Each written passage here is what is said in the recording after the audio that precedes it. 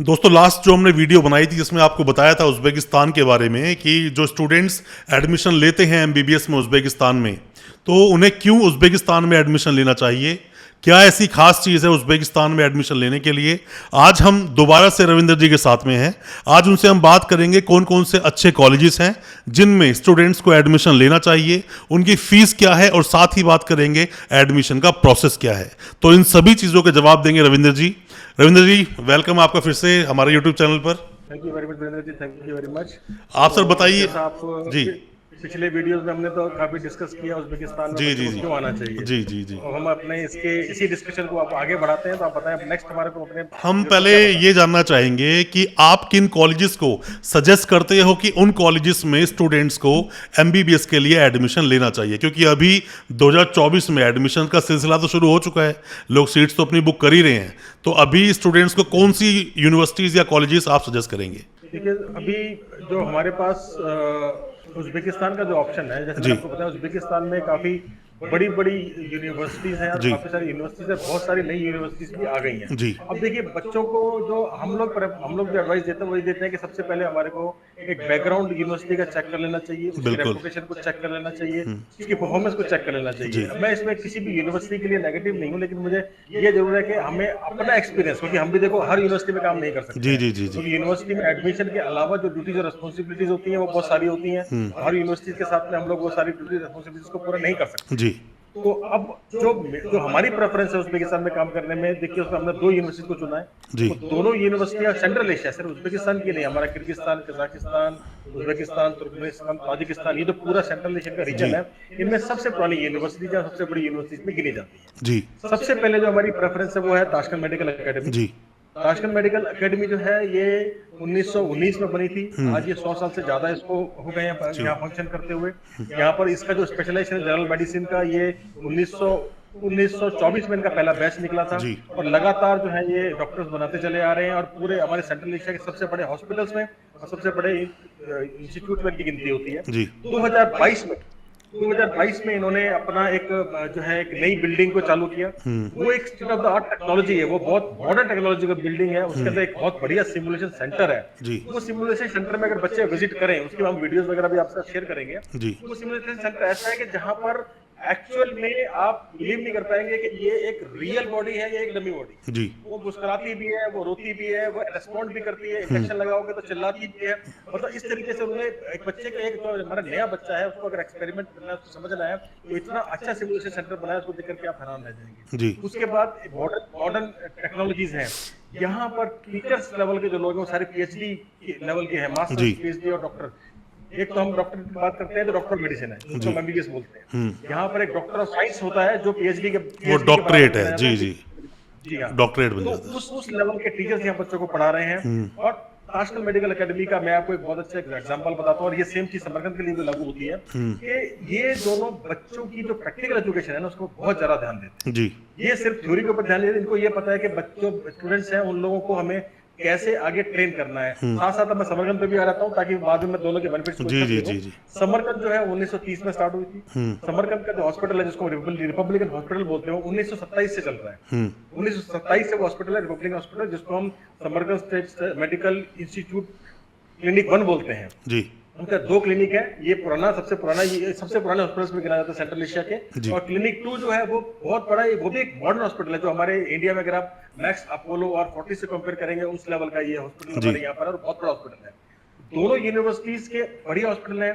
हर speciality का एक अलग हॉस्पिटल है इनके पास। पीडियाट्रिक के लिए अलग है, गायनी के लिए अलग है, डर्मेटोलॉजी के लिए अलग है, कैंसर के लिए अलग है। मतलब बच्चा जिस स्पेशलिटी में जाना चाहे, एक्सपोजर लेना चाहे, उसमें पूरा अच्छा उसका एक्सपोजर मिलता है। और जो टीचर्स हैं, आप समझिए कि अगर बच्चा किसी टीचर को गुरु बना करके बोलेगा सर मुझे सीखना है, तो उसको अपने साथ हॉस्पिटल में, अपने क्लिनिक में पूरा एक्सपोजर देने के लिए तैयार है। जी तो सबसे बड़ी तो ये एक दो यूनिवर्सिटीज के एडवांटेजेस हैं। दोनों के अपने अपने जो हॉस्पिटल्स हैं, उनमें बच्चा जाकर के अपना अच्छा प्रैक्टिकल एक्सपोजर यहाँ पर ले सकता है। जी अब जो मेरा एक्सपीरियंस यहाँ पर नया रहा, देखिए बहुत सारे बच्चे पिछले दिनों यूक्रेन से ट्रांसफर होकर के यहाँ पर, जी अब यूक्रेन के बच्चे जो यहाँ पर ट्रांसफर होकर के आए, हमारे को बुलाया गया यूनिवर्सिटी से, दोनों जगह पे बुलाया गया। यूनिवर्सिटी ने हमें ये बोला कि देखिए साहब, ये बच्चे जो हैं वो बच्चे हैं जो यूक्रेन में ट्रांसफर हुए। पहले इन्होंने 2020 के बाद, ये कोविड के सिनेरियो था, जी तो कोविड में ये लोग ऑनलाइन पढ़ते रहे। इसके बाद 2022 से यूक्रेन में वॉर हो गई, उसके बाद ये ऑनलाइन पढ़ते रहे। तो हमारे हिसाब से इनके पास में नॉलेज नहीं है जो एक डॉक्टर बिल्कुल बन बिल्कुल सके। स्टडी डिस्टर्ब हुई है इन लोगों की। ऑनलाइन थ्योरी पढ़ी है। तो इन लोगों ने क्या किया है कि ये लोग जो अभी छुट्टियां आ रही हैं, जी इन छुट्टियों में इन लोगों को ये हॉस्पिटल की ट्रेनिंग दे रहे हैं। जी और जो बच्चा जिसको इंडिया में जाने की मजबूरी है, उसको ये दे रहे हैं कि आप इंडिया जाकर के अपने घर के पास के किसी भी हॉस्पिटल में जाकर के वो 2 महीने अपने घर नहीं बैठना है, जी प्रैक्टिकल ट्रेनिंग लेनी है, उस डॉक्टर से सर्टिफिकेट बना के लेके आना है। जी मतलब ये कोई फॉर्मेलिटी नहीं कर रहे हैं, ये कह रहे हैं कि अगर बच्चा हमारी डिग्री लेकर के इंडिया में जाता है तो एटलीस्ट हमारा वो बच्चा जो है वो एक क्वालिफाइड प्रॉपर डॉक्टर हो। बिल्कुल और बिल्कुल देखिए सबसे बड़ी उज्बेकिस्तान की एडवांटेज क्या है, जो हमारी एनएमसी का नॉर्म्स भी यही कहता है कि जब बच्चा यहाँ से डिग्री ले ले तो इस कंट्री में प्रैक्टिस के लिए उसकी डिग्री वैलिड होनी चाहिए। जी होनी इसका चाहिए। मतलब जो इस बच्चे को ये ट्रेन कर रहे हैं, उस बच्चे ने उज्बेकिस्तान के मरीजों में भी काम करने की जो एलिजिबिलिटी है, क्षमता तो है ये उसके नहीं पास, ठीक। चाहते कि हम किसी फॉर्मेलिटी में जाए, कुछ जाए, वो बच्चा प्रॉपर डॉक्टर हो। तो जो उनकी प्रैक्टिकल ट्रेनिंग है, basic nursing training, basic doctor training, junior doctor training, वो सारी इनको ये अलग से प्रोवाइड करा रहे हैं इन्होंने। अब जो बड़े बच्चे हमारे जो जो हम बोलते हैं 5th ईयर के 6th ईयर के बच्चे, इनको अलग से वो प्रैक्टिकल ट्रेनिंग दी। तो ये एक सीरियसनेस है। तो इसलिए मैं इन दोनों यूनिवर्सिटीज को प्रेफर करता हूं कि बच्चे जब तो यहाँ पर जनरली आएंगे, तो जब education- एयरपोर्ट पे लैंड करता है ताशकंद में, कोई भी स्टूडेंट लैंड करेगा तो ताशकंद मेडिकल जो आप कॉलेज बता रहे हैं वो और समरकंद दोनों में डिस्टेंस कितना है? देखिए जो ताशकंद मेडिकल एकेडमी है, यहाँ पे आप ले लीजिए 35 मिनट लगते हैं एयरपोर्ट से। एयरपोर्ट से, ठीक है जी। और अगर आप वैसे चेक करें तो 20 या 22 किलोमीटर की दूरी होगी। 35 मिनट में आप यहाँ पे हमारे यूनिवर्सिटी के हॉस्टल में पहुंच जाते हैं। जी। हॉस्टल से 5 मिनट का वॉकिंग डिस्टेंस है। और समरकंद में? अगर वैसे अगर हम जाए समरकंद एयरपोर्ट, तो समरकंद एयरपोर्ट यूनिवर्सिटी से 20 मिनट की दूरी पर है, ठीक है।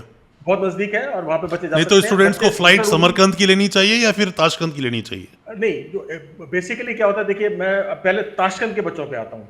ताशकंद के बच्चे तो सीधा ताशकंद की फ्लाइट लें, दिल्ली से आए, दिल्ली से डायरेक्ट फ्लाइट अभी इंडिगो और उज्बेक एयर 2 फ्लाइटें पर डे चलती हैं, हफ्ते में 10-12 फ्लाइट है, ठीक है कोई जी। प्रॉब्लम नहीं दिल्ली से आने की। लेकिन बहुत सारे बच्चे हमारे साउथ इंडिया से आते हैं, तो साउथ इंडिया के बच्चों को रूट क्या सूट करता है कि वो दिल्ली आए फिर दूसरी फ्लाइट ले, इसके बदले वो वहां से फ्लाई दुबई या वो अपना दुबई जाते हैं, दुबई से फिर शारजा या दुबई से ले सीधी फ्लाइट ताशकंद की मिल जाती है। तो एक तो ये रूट बन जाता है। जी समरकंद के लिए भी सेम सिस्टम है, बच्चे या तो ताशकंद आ जाएं, फिर ताशकंद से यहाँ से वो बुलेट ट्रेन चलती है, बुलेट ट्रेन से समरकंद चले जाएं, या फिर बच्चे बहुत सारे जो साउथ के बच्चे हैं वो दुबई और दुबई से फ्लाई दुबई की सीधी फ्लाइट समरकंद की है, ओके वो सीधा आ सकते हैं वहां से, तो वहां नजदीक है। तो ये दोनों बहुत अच्छी कनेक्टिविटी दोनों जगह पे हमारे बच्चों को यहाँ पे आने की बन जाती अच्छा, दोनों में फीस का क्या डिफरेंस है दोनों में? है। तकरीबन ताशकंद की दोनों फीस जगह सस्ती है या फिर समरकंद की फीस सस्ती है?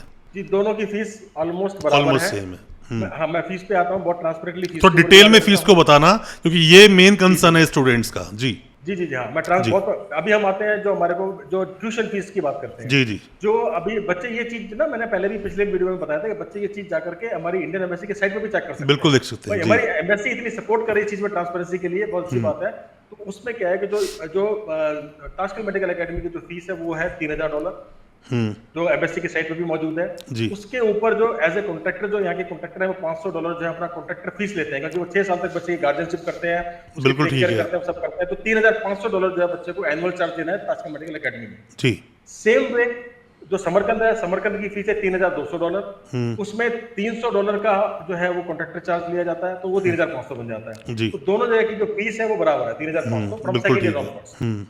फर्स्ट ईयर में ताशकंद मेडिकल एकेडमी एक डेवलपमेंट चार्ज जो है वो एप्लीकेबल है $1500 का, इसलिए फर्स्ट ईयर में थोड़ा extra expense Tashkent medical academy में हो जाता है। अगर हम लमसम बात करें तो पहले साल में उसका कितना INR में खर्चा आता है पहले साल में? अब ये देखिए सर, ये डिपेंड करता है, जो खर्चा यहाँ पर उसको पे करना है, जो मैंने एवरेज देखी है वो 7.5 to 8 लाख के आसपास बच्चा लेके चले पहले साल में लग जाता है, जिसमें उसकी फीस, डेवलपमेंट चार्जेस, उसका हॉस्टल, उसका मेस, उसका टिकट, वीजा और जो इंडिया में जो भी उनके कंसल्टेंट्स हैं उनके प्रोसेस, ये सभी चीजें मिलाकर ऐड कर लें तो इतना उसमें उतना ऑन एन एवरेज इतना खर्चा बच्चे का आ जाता है। इसमें मैं बहुत ट्रांसपेरेंटली बोलता हूँ, देखिए इंडिया में जो हमारा काउंटर पार्ट है, जो पार्टनर्स हैं, जो एसोसिएट्स हैं, जो कंपनी यूनिवर्सिटी को रिप्रेजेंट कर रहे हैं, वो अपने चार्जेस जो लेते हैं वो भी इसमें मैंने इंक्लूड कर दिए हैं, वो भी बनते हैं। इसमें एक बहुत इंपॉर्टेंट चीज है, बहुत सारे लोग जो है इस मामले में कॉस्ट की सेविंग करते हैं। उस कॉस्ट की सेविंग करने के चक्कर में उनके साथ बहुत बहुत ट्रेजेडीज हो जाती हैं। कुछ बच्चे कुछ लोग जो है वो स्टूडेंट्स के थ्रू एडमिशन कराते हैं। जी वो स्टूडेंट जो है आप ये देखिए वो क्या करते हैं, स्टूडेंट्स का अपना कोई बेस नहीं है, बिल्कुल आज यहाँ बेस्ट पर है कल नहीं है। यहाँ पर मेरे साथ बहुत बार हुआ है कि बच्चा जो फाइनल ईयर का बच्चा था उसने बच्चों के एडमिशन कराए, पेमेंट यहाँ पे करी नहीं, उसकी डिग्री मिली, वो चला गया, बच्चे बेचारे एक्सपेल हो गए यहाँ से। जी तो मैं ये चाह रहा हूँ कि आप जो है ना ये छोटा छोटा $1000 $1200 या $700 की अगर कोई सर्विस चार्ज ले रहा है इंडिया में, तो उसको अवॉइड ना करके एटलीस्ट एक रिलायबल और एक अच्छे बिल्कुल बिल्कुल बिल्कुल क्योंकि चीजें दिक्कत हो। क्योंकि वक्त लगेगा चीजों में। सालों से काम कर रहे हैं, उनके साथ आप काम करें ताकि वो आपके आगे की जिम्मेदारी भी ले सके। तो ये पहले साल में अगर 7-7.5 लाख के आसपास खर्चा आता है तो नेक्स्ट ईयर से कितना खर्चा आता है, कब तक चलता है ये खर्चा? अब अगर नेक्स्ट ईयर में जाते हैं तो ट्यूशन फीस हो गई $3500, उसके बाद में समरकंद में हॉस्टल $500 का है, तो यहाँ पर ताशकंद में $600 का हॉस्टल है, $1200 मेस का है, और दो इंपॉर्टेंट खर्चे हैं। हर साल वीजा का अप्रोक्सीमेटली $250 से $300 लगता है, और एक बहुत इंपॉर्टेंट खर्चा जो बाकी कंट्रीज में नहीं है, सिर्फ उज्बेकिस्तान में है, वो है गवर्नमेंट रजिस्ट्रेशन। जी गवर्नमेंट रजिस्ट्रेशन जो है वो जब भी बच्चे का वीजा चेंज होता है उसे कराना पड़ता है, तो ऑन एन एवरेज $250 जो है वो ऑन एन एवरेज जो है वो हर ईयर बच्चे को रजिस्ट्रेशन पे देना पड़ता है। ओवरऑल तो अगर कितना हम बढ़ इसको जाता है? ऐड कर लें तो हम इसको सबको ऐड कर लेते हैं और इंडियन नोट्स में लेते हैं, तो ये 4.25 से 4.5 लाख रुपया जो है वो बच्चे को हर साल वो देना पड़ता है। जी इसमें तो इसको एलिजिबिलिटी क्या? पूरा- जी जी जी, अब इसको अगर आप पूरा कॉस्ट को ले ले, पूरा बजट अगर आप पूरे 6 साल का ले लेते हैं, जी। तो ये पूरा खर्चा जो है ना 28 से 30 लाख रुपया मतलब 30 लाख में इंडियन स्टूडेंट उज्बेकिस्तान से अपनी एमबीबीएस कंप्लीट कर सकता है, आप ये बोलना चाहते हैं? यस यस, बड़े आराम से कंप्लीट करते, सारे खर्चे आ गए, पूरी 6 साल की फीस, हॉस्टल, वीजा, खाना, रजिस्ट्रेशन सब इंक्लूड हो गया। सब इंक्लूड हो गया उसमें, दोनों का, समरकंद का भी और ताशकंद का भी। जी जनरली अगर बात आपसे अगर करें इसमें एलिजिबिलिटी क्राइटेरिया को हम देखें, क्योंकि सिर्फ परसेंटेज का होना, सिर्फ नीट का होना, उसके अलावा भी कुछ डॉक्यूमेंटेशंस होते हैं, जरूरी होते हैं, तो पूरा एक बार एलिजिबिलिटी क्राइटेरिया बताइए किस तरह से मतलब स्टूडेंट को प्रोसेस करना पड़ेगा इन चीज़ों के साथ में। प्राइमरीली जो देखो बच्चे को नीट क्वालिफाई होना बहुत जरूरी है, बिल्कुल जरूरी है। वो इंपॉर्टेंट है। नीट के लिए बता दो 3 साल का नीट का स्कोर वैलिड होता है, तो जैसे 2024 में हम बात कर रहे हैं, वो 2022 का, 2023 का और 2024 का, इन जी। 3 में से कोई भी एक नीट बच्चे ने क्वालिफाई किया हो तो बच्चा यहाँ पे अप्लाई कर सकता है। ठीक है जी। उसके बाद सेकंड इंपॉर्टेंट चीज ये है कि बच्चे के जो 12th में जो रिक्वायरमेंट हमारी रहती है, पीसीबी 50% होना चाहिए हमारे जनरल कैटेगरी में, और 40% होना चाहिए ओबीसी कैटेगरी में, वो रहना चाहिए। और उसके बाद जो बच्चे के पास अपना एक वैलिड पासपोर्ट होना चाहिए। एडमिशन के लिए जरूरी नहीं है, एडमिशन हम आधार कार्ड से स्टार्ट कर सकते हैं, लेकिन जैसे एडमिशन हो जाएगा आपको वीजा लगाना है, जी। वीजा की प्रोसेस चालू करनी है, उसके लिए आपको पासपोर्ट चाहिए। तो पासपोर्ट, अपना 12th का स्कोर और नीट का स्कोर, ये सब लेकर के आप अपनी आपकी एलिजिबिलिटी कंप्लीट होती है, प्लस हमारे को फोटोग्राफ चाहिए होती है।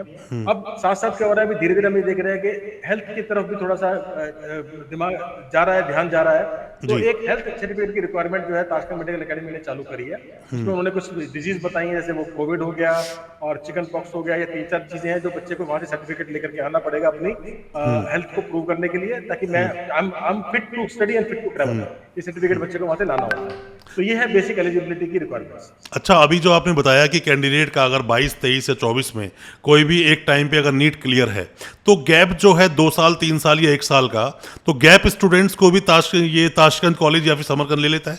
हाँ, गैप की कोई क्योंकि प्रॉब्लम नहीं है। बांग्लादेश में मैंने देखा है, बांग्लादेश में गैप को नहीं लेते हैं बांग्लादेश में। नहीं, यहाँ उज्बेकिस्तान में गैप की कोई इशू नहीं है। बच्चा अच्छा, उसमें गैप में कोई इशू नहीं है। तो भी वो accept कर लेते हैं। कॉलेज के बारे में मुझे आपने बताया, फीस के बारे में आपने बताया, एलिजिबिलिटी के बारे में भी हमने बात की।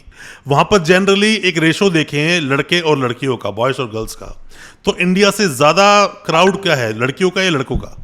जी, जो मेरी कैलकुलेशन है, आप 60-40 की रेशियो लेके चलिए, 40% लड़कियां हैं और 60% जो है वो मतलब ऑलमोस्ट बराबर से हम कुछ बोल सकते हैं। ऑलमोस्ट बराबर आप लेकर चले। लड़कियां भी बहुत संख्या में बच्चियां यहाँ पे आके पढ़ रही हैं, और उज्बेकिस्तान इस मामले में बहुत सेफ है, गर्ल्स के मामले में बहुत सेफ कंट्री है ये यहाँ पर, और क्राइम फ्री कंट्री, यहाँ पे क्राइम नहीं है। पूरा कंट्री जो है वो कैमरे हर जगह लगे हुए हैं, हर किलोमीटर पे मैं देखता हूँ कैमरे हैं, और क्राइम यहाँ पे बिल्कुल भी नहीं है। बहुत इंपॉर्टेंट चीज है कि आप एक बार विजिट कीजिएगा, मैं आपको दिखाऊंगा। यहाँ पर जो है दुकानों में ताला तो लगता है, लेकिन वो शीशे की दुकानें हैं। अच्छा। रात को सब कुछ खुला रहता है। जी, तो इंडिया जी। में ऐसा हम इमेजिन, इंडिया में मॉल्स में होता है ऐसा, मॉल्स में है ऐसा। जी जी जी। हाँ बिल्कुल, यहाँ बिल्कुल शीशे, पूरा रोड के ऊपर जो शॉप्स है वो सिर्फ शीशे की होती है, दरवाजा भी शीशे का होता है, सब कुछ डिस्प्ले में रखा होता है। हाँ, यहाँ पे कभी कोई प्रॉब्लम नहीं हमने देखी। वहाँ क्लाइमेट कैसा रहता है, क्लाइमेट कैसा रहता है, टेम्परेचर क्या रहता है वहाँ का?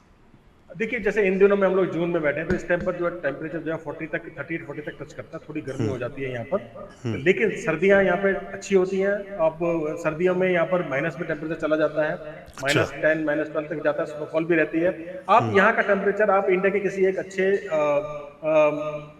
हिल स्टेशन से कंपेयर कर सकते हैं। आप शिमला से कंपेयर कर लीजिए। बट शिमला हिल भी इन दिनों स्टेशन पे गर्मी तो हो सर जाता है। 40 टेम्परेचर नहीं जाता है खैर। हाँ, शिमला में 40 नहीं जाता है, बस ये है कि हाँ सर्दियों में आप कंपेयर कर सकते हैं वहां पर, लेकिन यहाँ इन दिनों 40, लेकिन ये 40 जो है 3 से 4 हफ्ते रहेगा। अब अच्छा ये जुलाई जैसे मिडिल तक हम पहुंचेंगे उसके बाद में जो है ये प्रॉब्लम खत्म हो जाएगी। हमारे को सिर्फ जनरली एसी की जरूरत नहीं पड़ती है, पंखे से काम चल जाता है। अच्छा पंखा चलता है। और कुछ मैसेज जो आप देना चाहें स्टूडेंट्स को जो इंडियन स्टूडेंट्स हैं? जी, मैं जो बेसिकली बच्चों को, जैसे आपने मुझे बताया कि जो यूनिवर्सिटीज कौन सी प्रेफर करते हैं, मैं आपको बताता हूँ। आप अच्छे से स्टडी करें ताशकंद जी। मेडिकल एकेडमी के बारे में और समरकंद मेडिकल यूनिवर्सिटी के बारे में। ये जी। दोनों यूनिवर्सिटीज टॉप क्लास यूनिवर्सिटीज हैं, पढ़ाई के मामले में भी, अपनी रेपुटेशन के मामले में भी। और सबसे इंपॉर्टेंट, आप अगर आप गूगल करेंगे तो world federation of medical education WFME ने बोला है कि उनका एक एक्रेडिटेशन का क्राइटेरिया उन्होंने डाला है 2024 से हर यूनिवर्सिटी को फॉलो करना है। सिर्फ यही 2 यूनिवर्सिटीज हैं जिनको WFME का एक्रेडिटेशन मिला हुआ है, ताशकंद मेडिकल एकेडमी को और समरकंद मेडिकल यूनिवर्सिटी को। बाकी यूनिवर्सिटीज का उन्होंने या तो अप्लाई किया होगा या अप्लाई भी नहीं किया होगा, लेकिन ये ओके। 2 यूनिवर्सिटी जो है वो एडवांस चलती हैं क्योंकि इनके पास जी, में जी, सारे जी। क्रेडेंशियल्स हैं उस चीज को लेकर के। तो इनको फटाफट जो है वो जैसे ही जनवरी 24 में ही एप्लीकेबल हुआ, अब मार्च अप्रैल में इन लोगों ने अप्लाई करके वो अपना एक्रेडिटेशन भी सिक्योर कर लिया। तो पूरी तरह से NMC और WHO के नॉर्म्स को फुलफिल करती हुई यूनिवर्सिटीज है। इंटेक्स के बारे में कुछ बोलना चाहेंगे आप? 2 इंटेक हमारे इन जनरल होते हैं। एक सितंबर इंटेक जो मेजर इंटेक होता है, जो अभी हम लोग जिसमें अभी एडमिशन हमारे अभी चल जी। रहे हैं। दूसरा इंटेक हमारा रहेगा फरवरी मार्च इंटेक, उसको हम बोलते हैं। लेकिन वो डिपेंड करता है कि कितनी सीट्स हमारी जो है वो वैकेंट रह भर जाती गई हैं। हैं।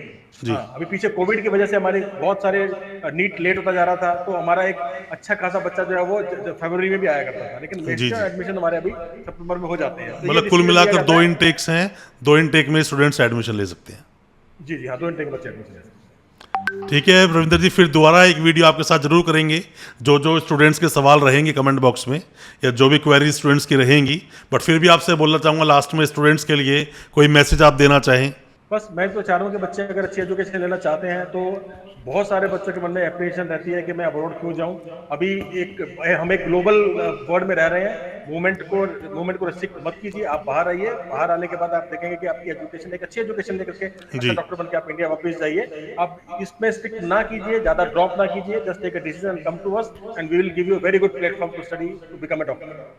बहुत बहुत शुक्रिया सर, बहुत बहुत शुक्रिया सर बने रहने के लिए वीडियो के साथ। और स्टूडेंट्स को आई होप कि बहुत अच्छी इन्फॉर्मेशन आपसे मिली होगी। फिर दोबारा मिलेंगे सर नेक्स्ट वीडियो में। बहुत बहुत शुक्रिया sir. Thank you. Thank you so much. Thank you.